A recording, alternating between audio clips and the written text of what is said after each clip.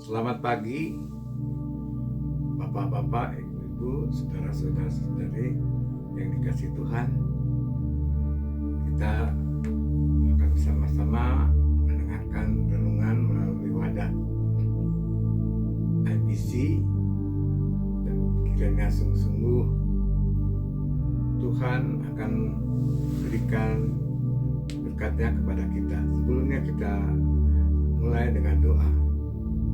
Tuhan, kami bersyukur kalau pagi hari ini hamba-Mu bisa menyampaikan renungan melalui wadah embun pagi. Biarlah senantiasa Engkau menuntun, membimbing, sehingga yang menyampaikan dan mendengar memperoleh berkat yang sama. Roh Kudus memimpin kami semua.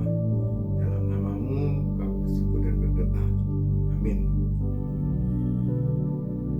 Saudara-saudara, kita tahu bahwa ada bangsa yang dikasih Allah dengan luar biasa, yaitu bangsa Israel. Bangsa ini merupakan bangsa yang sungguh-sungguh penuh dengan kisah yang sangat-sangat dekat dengan Tuhan.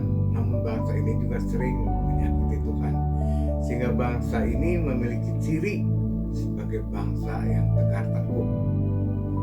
Lalu bagaimana dengan bangsa yang pada saat ini kita kenal, kita hidup di akhir zaman? Di dalam 2 Timotius 3 ayat 1 dan 2, ciri bangsa yang akhir zaman ini adalah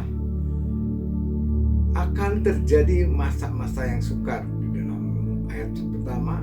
Namun di dalam ayat yang kedua, ciri yang sangat luar biasa itu yaitu manusia akan mementingkan diri sendiri dan menjadi hamba uang. Dan di sana dari dua ciri dari bangsa Israel, perjanjian lama, perjanjian baru. Nah, ini saya mengambil satu tema, tetap Allah mengasihi dan menghargai. Demikian pula kita secara umum, walaupun kita bukan keturunan Israel, Tuhan selalu menghargai dan memberikan kasih-Nya kepada kita. Dan untuk menolong bukti bahwa Allah sangat menghargai kita, seorang yang bernama Lukas menulis di dalam Lukas pasal 15 ayat 4 tentang domba yang hilang. Diceritakan ada satu domba yang hilang dan dicari, dan dia memiliki 100 domba. Ketika hilang satu dicari, dan ketika bertemu, betapa senangnya ketika domba itu ditemukan. Demikian pula dalam Lukas pasal 15 ayat 8, Lukas menulis tentang dirham yang hilang, artinya barang yang berharga. Dan ketika dirham itu hilang, dicarinya. Dirhamnya satu benda kecil namun berharga. Dan ketika dirham itu ketemu, orang yang sungguh-sungguh yang memiliki dirham itu sangat bersukacita. Dan yang ketiga, di dalam Lukas pasal 15 ayat 20 sampai 25 diceritakan tentang anak bungsu yang meminta warisan padahal ayahnya belum meninggal. Satu sisi sangat menyakiti ayahnya, akhirnya ayahnya itu mengabulkan permintaannya. Dalam cerita itu bagaimana anak yang bungsu itu hidup dengan berfoya-foya, akhirnya hartanya habis sampai akhirnya dia makan kotoran-kotoran babi. Dan dia teringat bahwa di tengah-tengah itu ayahnya adalah orang yang kaya, dan dia berbalik. Namun ketika dia berbalik, sungguh suatu hal yang sangat luar biasa. Ayahnya penuh dengan belas kasihan dan sukacita disambutnya, diberikan jubah, bahkan dipestakan, bahkan anaknya disambut seperti dan diampuni segala dosa-dosanya. Nah, dari ketiga perumpamaan ini kita bisa melihat sifat manusia. Betulkah manusia zaman ini sangat mementingkan hal-hal kebendaan? Namun bukan itu yang kita soroti. Memang saat ini banyak orang yang kena PHK, ekonomi berat.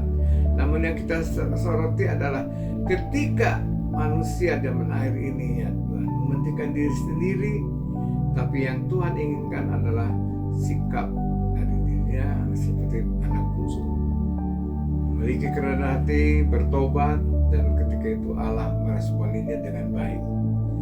Lukas lebih lanjut mengatakan ketika seorang bertobat, di mana surgawi sungguh penuh dengan sukacita. Oleh karena itu, inti dari semuanya itu kita memiliki Allah yang penuh dengan pengampunan dan Dia sanggup mengubahkan sehingga pada akhirnya segala sesuatunya berjalan dengan baik. Demikianlah renungan yang boleh saya sampaikan, kiranya sungguh-sungguh menjadikan berkat buat setiap kita yang mendengar, dan kita percaya bahwa Allah itu sangat menghargai kita dan baik bagi kita. Mari kita berdoa. Tuhan, kami bersyukur ya Tuhan, pagi hari ini Engkau begitu baik, begitu luar biasa lewat firman-Mu. Walaupun kami sering menyakiti Engkau, walaupun kami sering kali kurang beriman, namun Engkau tetap menanti dengan sabar sampai kami bertobat, dan kami percaya Engkau sanggup mengubahkan. Kami berdoa bagi mereka yang sakit, jamahan-Mu sungguh-sungguh kami butuhkan, demikian pula orang yang sedang terpuruk. Tuhan, tolong supaya kami boleh bangkit lagi. Kami mau datang kepadamu karena Engkau Allah yang baik. Inilah doa kami, di dalam nama-Mu kami bersyukur dan berdoa. Amin. Demikian renungan ini, Tuhan memberkati.